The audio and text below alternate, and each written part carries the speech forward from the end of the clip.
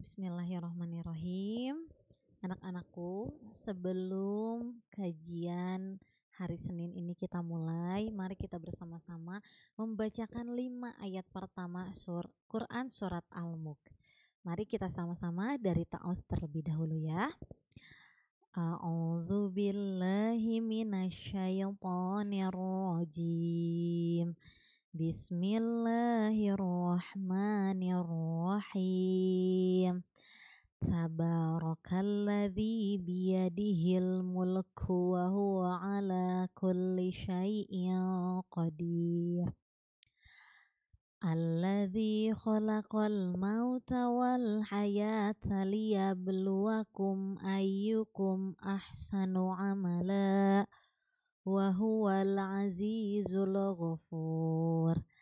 Alladzi khalaqa sab'a samawati tibaqa ma tara fi khalqir rahmani min tafawut.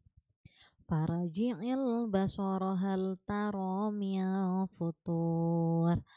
Thumma raji'il basara karrataini yanqalib ilaikal basaru khashi'an wa huwa hasir. Walaqad zayyana as-samaa ad-dunya bimasabiha wa ja'alnaha rujuman lisyayatini wa a'tadna lahum 'adzabas sa'ir. Shadaqallahul azim.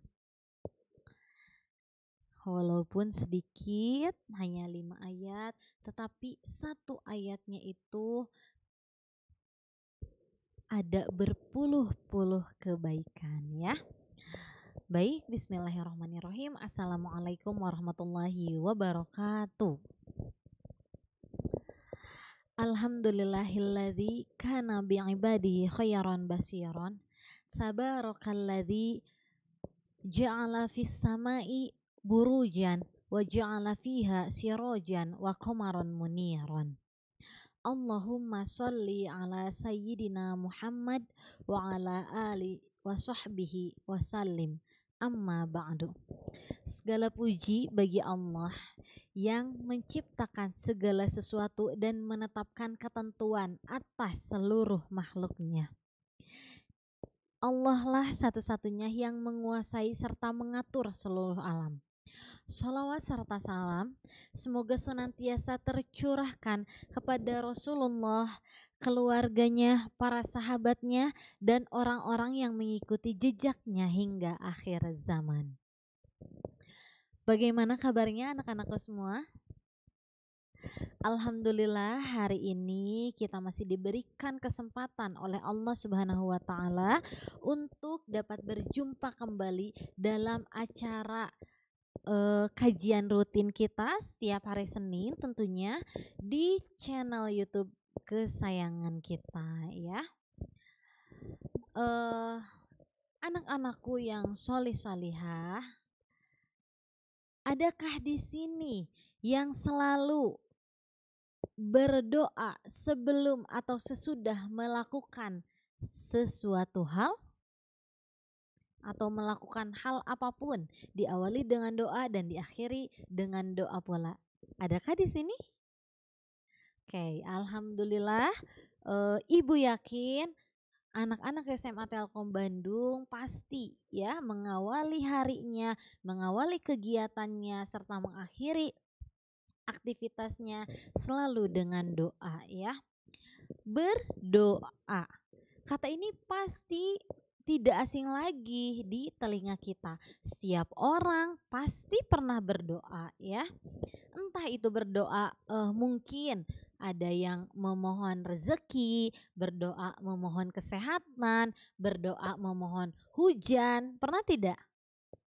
Mungkin juga di luar sana banyak sekali doa-doa yang dipanjatkan oleh hamba Allah kepada Allah Subhanahu wa taala ya. Dan kita semua pasti di sini pernah berdoa dan harus selalu berdoa ya. Pertanyaannya, mengapa kita harus berdoa? Coba, ada yang tahu nggak di sini? Mengapa kita harus selalu berdoa? Bukankah tanpa doa pun Allah Subhanahu wa taala sudah tahu apa yang kita inginkan? Bukankah eh, tanpa kita bercerita, Allah Subhanahu wa taala lebih mengetahui permasalahan yang kita hadapi? Mengapa kita harus menceritakan segala hal keluh kesah kita kepada Allah? Ya. Nah, ini salah persepsi tentunya ya. Jawabannya, mengapa kita harus berdoa? Karena kita butuh kepada Allah ya. Kita tahu bahwa Allah lah zat yang maha perkasa. Allah Al-Aziz ya. Dialah tempat kita mengadukan segala permasalahan kita. Ya memang benar, tanpa kita bercerita pun kepada Allah, Allah sudah tahu apa yang terjadi dengan kita ya. Tanpa kita mengadu kepada Allah, Allah sudah tahu kondisi kita seperti apa ya. Tetapi hanya dengan doalah rasa optimisme kita dan penyelesaian solusi-solusi penyelesaian masalah itu muncul ya.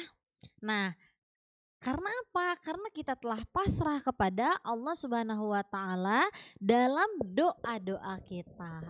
Nah, itu mengapa kita perlu berdoa kepada Allah? Karena kita butuh kepada Allah, ya.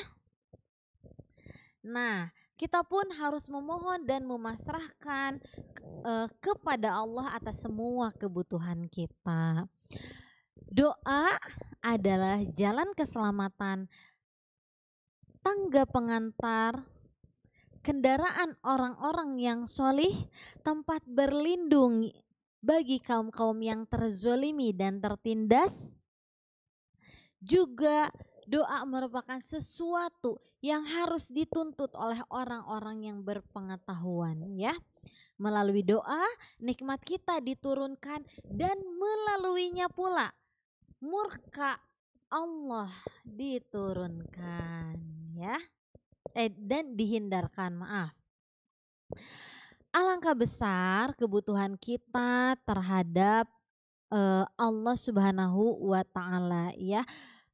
Salah satunya dengan cara apa? Dengan cara berdoa itu. Seorang muslim jika tidak pernah berdoa ya, maka akan kehilangan arahnya, akan merasa kosong di dalam hatinya ya.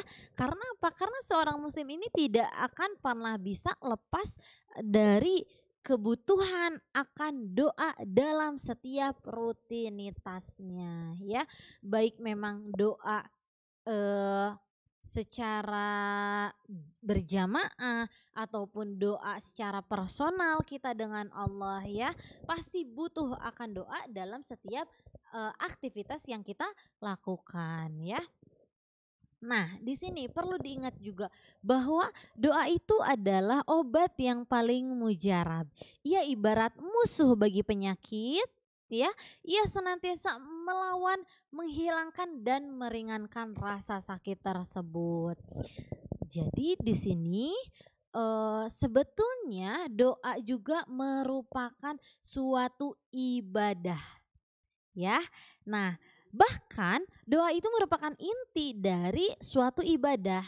Menurut bahasa menurut bahasa Arab, doa ini berasal dari kata ad-du'a'u ya, yang merupakan bentuk masdar dari mufradnya da'a yang memiliki bermacam-macam arti. Ada apa aja Bu artinya? Nah, diantaranya di sini doa itu bisa menyeru, memanggil, memohon, meminta ya. Bahkan ada 203 ayat kata doa di dalam Al-Qur'an dengan arti yang beragam ya. Sedangkan menurut istilah, doa ini berarti memohon kepada Allah Subhanahu wa taala secara langsung untuk memperoleh karunia dan segala yang diridhoinya, serta untuk menjauhkan diri dari kejahatan atau bencana yang tidak dikehendakinya ya. Nah, tadi nih karena doa ini sebagai bentuk ibadah ya kepada Allah Subhanahu wa taala, maka Allah pun di sini memerintahkan umatnya untuk berdoa ini dengan penuh rasa pengharapan.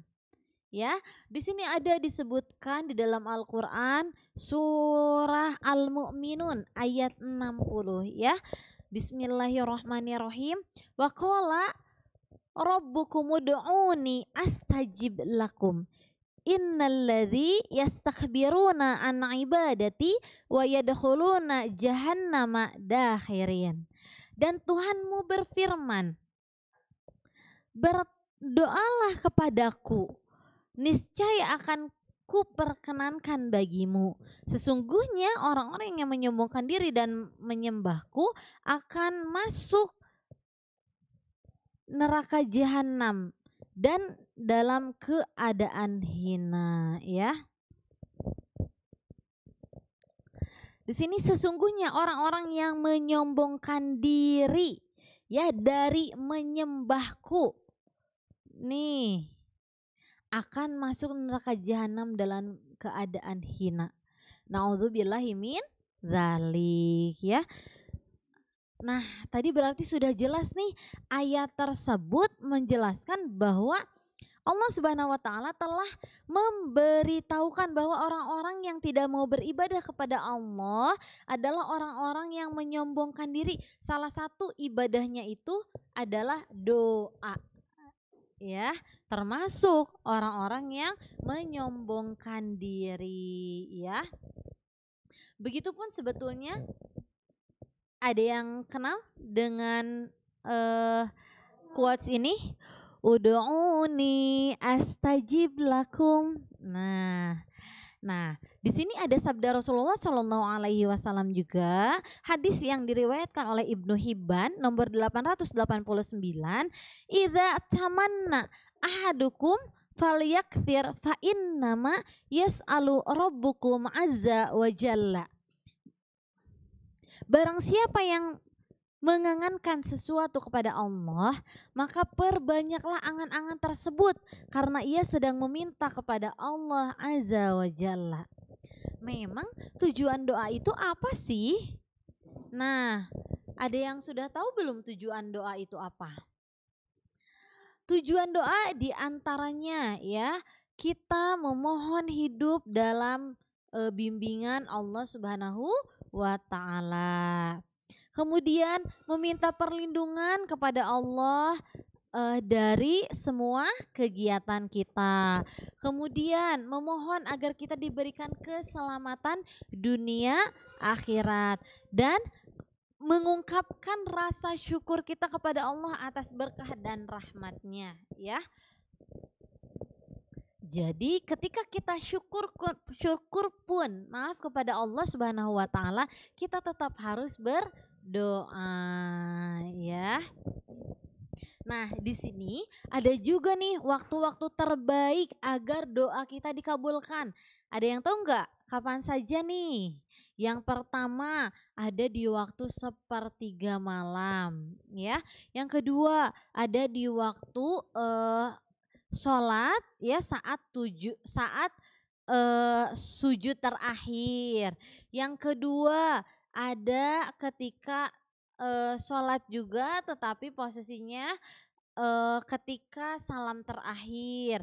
Kemudian ketika menjadi musafir kita pun di situ ada waktu ijabah untuk doa ya. Kemudian nih salah satunya ketika turun hujan. Nah, kita kan di sini dari pagi sampai malam nih hujan terus. Banyaklah berdoa ya, karena hujan itu merupakan salah satu waktu mujarab atau waktu terkabulnya doa. Kemudian antara azan dan iqomah. Kemudian apalagi? Kemudian di hari Jumat pun karena merupakan hari raya Muslim, itu Allah akan kabulkan doa apa saja ya. Kemudian sebetulnya di sini dari waktu-waktu berdoa tadi ya, kalau misalnya dilihat dari segi ilmiah, kesehatan gitu ya, kesehatan medis, doa juga bisa menurunkan stres dan kecemasan ya. Terus bisa meningkatkan imun tubuh kita ya. Kemudian menyehatkan mental kita. Jadi tadi diantaranya dari mulai makna doa apa, tujuan doa apa, waktu-waktu berdoa kapan saja ya.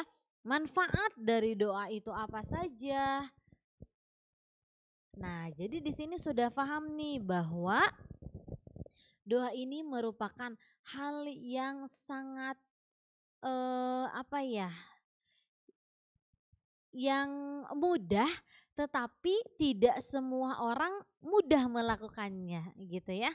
Padahal ketika kita kan sholat 5 waktu, sesudah sholat ada waktu untuk berdoa ya. Kemudian ketika di antara sholat, sebelum sholat ada azan dan iqomah, itu pun ada waktu mustajabnya doa ya. Jadi banyak sekali di sini waktu-waktu atau manfaat ketika kita melaksanakan doa kepada Allah Subhanahu wa taala ya. Jadi jangan pernah lupa nih bahwa satu, doa itu merupakan inti dari sebuah ibadah. Yang kedua, doa pun menjadi obat yang mujarab bagi segala penyakit. Yang ketiga, doa pun menjadi tangga keselamatan ya, jalan keselamatan, tangga pengantar ya, kendaraan bagi orang-orang yang sholih, dan tempat berlindung bagi kaum-kaum yang terzolimi. Ibu yakin semua yang ada di sini, khususnya siswa-siswi SMA Telkom Bandung, pasti rajin-rajin berdoa ya. Mudah-mudahan kita selalu diberikan kebahagiaan oleh Allah, kemudahan oleh Allah, keberkahan oleh Allah, dan perlindungan untuk kesehatan kita dari Allah Subhanahu wa taala. Mungkin hanya itu saja, maaf, yang dapat Ibu sampaikan. Mari sebelum kita tutup, kita sama-sama dulu berdoa ya. Doa kafaratul majelis untuk mengakhiri kegiatan kita atau mengakhiri pertemuan kita pada kanal YouTube kesayangan kita. Bismillahirrahmanirrahim. Subhanakallahumma wa bihamdika asyhadu an la ilaha illa anta astaghfiruka wa atubu ilaih. Wassalamualaikum warahmatullahi wabarakatuh. Sampai berjumpa kembali.